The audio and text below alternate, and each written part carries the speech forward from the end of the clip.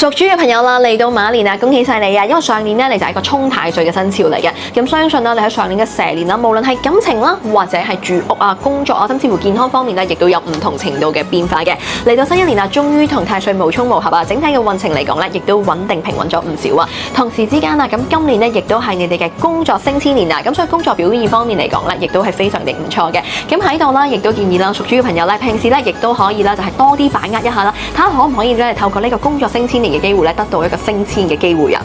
吉星方面啊，咁就見到天月貴人星啦。咁天月貴人星咧，亦都係一粒咧非常大嘅逢凶化吉嘅星嚟嘅。當你工作遇到難題嘅時候咧，就自然有人幫你出面解決啊。當中你話我想咧加強我自己運勢，睇下點樣可以令到我嘅運勢越嚟越好嘅話咧，咁亦都建議啦，屬豬嘅朋友咧，咁亦都可以咧多啲問下屬羊嘅朋友嘅意見啊，睇下大家咧會唔會有啲新嘅諗法啊，會唔會有啲新嘅碰撞啊？咁除此以外啦，亦都見到有一個叫做月德吉星高照啊，月德吉星咁亦都係一粒逢凶化吉嘅星嚟嘅，同埋月德貴人咧，亦都係一粒對你非常好嘅吉星啊，因為好多時候咧，亦都係代表住啦，有人可以幫助到你啦。當你咧想要一啲嘅新嘅嘢，例如可能假設我想轉工喎，咁就有機會啦，可能有朋友主動為你介紹工作嘅意思啊。咁至於凶星方面啊，咁就見到有死符啦，同埋啲劫煞凶星啊。咁呢兩粒星咧，亦都係對於家宅運同埋健康運特別不利嘅星嚟嘅。雖然屬豬嘅朋友你唔係犯太歲嘅生肖，咁但係咧我都建議你啦，可以喺蛇年嘅年尾去醫院做一個詳細嘅身體檢查啦。當中特別係農曆嘅4月同埋農曆嘅10月，亦都可以主動捐血同埋洗牙，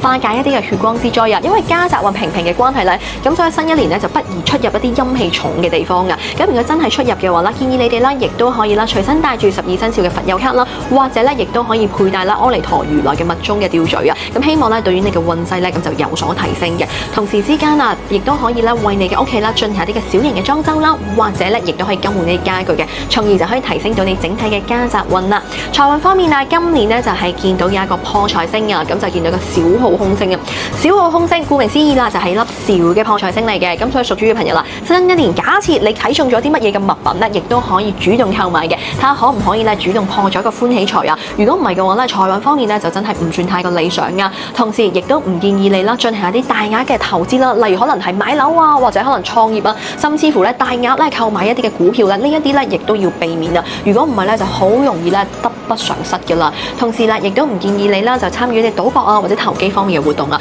咁呢一啲嘢咧，亦都要可免則免啊。咁就希望你咧可以喺個馬年順順利利啊。屬鼠嘅朋友啦，嚟到2026年丙午馬年啊，咁你今年咧就係一個犯太歲嘅生肖之一嚟嘅，而你所犯嘅太歲咧，咁就係個沖太歲啊，亦都見到地支啦有個叫做子午相沖嘅情況噶。咁所以今年啦，成日都同大家講嘅，咁就係一喜擋三災，無喜咧咁就是非來啊。喺犯太歲嘅年份咧，最緊要啦就做多啲喜事沖喜啊，例如係結婚啦、添丁啦、買樓啦、創業啦，甚至乎移民呢一啲咧喐動比較大嘅事情嚟講咧，咁亦都係唔錯嘅。因為今年記住啦，我哋5隻字就係宜動不宜靜啊，最緊要成個人喐動多啲，比較忙碌啲咧，咁就自然咧就會對個運勢有所提升噶啦。再加埋啦，咁今年咧記住啦，可以立咗春2月4號之後咧，咁就去一啲相熟嘅廟宇嗰度攝太歲。平時想提升運勢咧，亦都可以帶翻啦你本身嘅本命佛千手觀音嘅密宗吊墜啊。咁亦都提你啦，由於咧今年咧就係吉星欠奉啊，反而咧就見到有災煞凶星啊。災煞凶星咧就係一粒粒對於一啲叫做家宅運啦、健康運麻麻地嘅星嚟嘅。咁所以喺度亦都建議啦，屬鼠嘅朋友咧可以去到農曆嘅5月或者農曆嘅11月，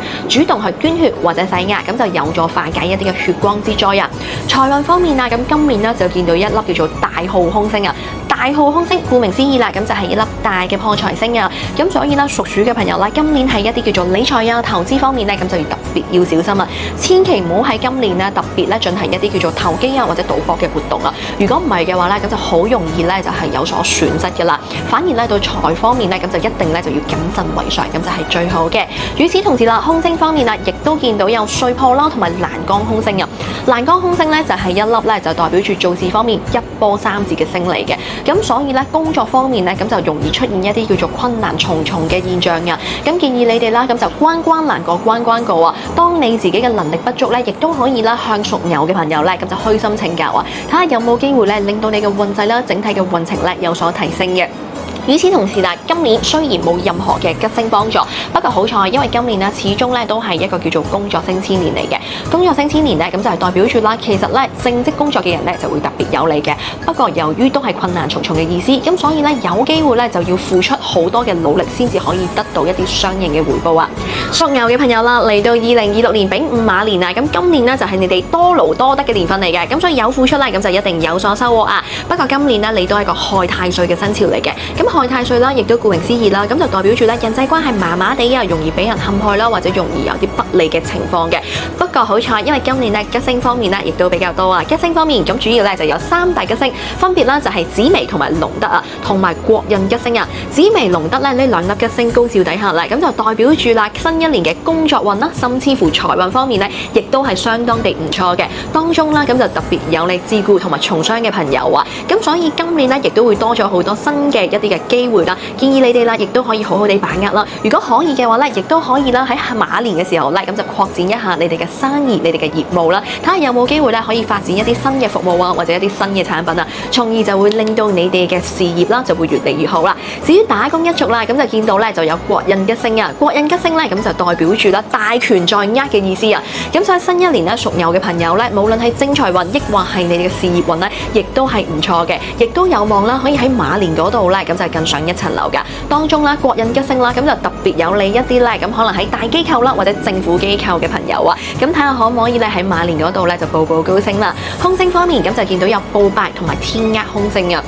報敗空星代表住啦，財運方面上落比較大啊。頭先都講咗啦，咁今年嘅正財運相當唔錯啊。不過咧，始終都唔係行偏財運嘅年份嚟嘅，咁所以咧，屬牛嘅朋友咧，凡事都係要小心啦，要注意一下。投資方面咧，都唔好太過進取啊。如果唔係嘅話咧，咁就好容易咧就會有所損失噶啦。咁至於啦，天厄空星咧，咁就係代表住一粒不利出門嘅星嚟噶。咁所以屬牛嘅朋友啦，凡事咧都係要小心啊。當中特別喺農曆嘅6月同埋農曆嘅12月咧，亦都唔建議你哋啦去出門啦，同時亦都可以喺農曆嘅6月同埋農曆嘅12月啦，主動捐血同埋洗壓，亦都係有助化解一啲嘅血光之災嘅。假設你話碧霞老師，我真係想出門，我想去下旅行啦，或者咧我想周圍玩下嘅話咧，咁亦都相當地簡單嘅。咁平時啦，咁亦都可以買定一份旅遊保險啦，同時亦都可以佩戴虛空藏菩薩你哋本命佛嘅密宗吊墜啊。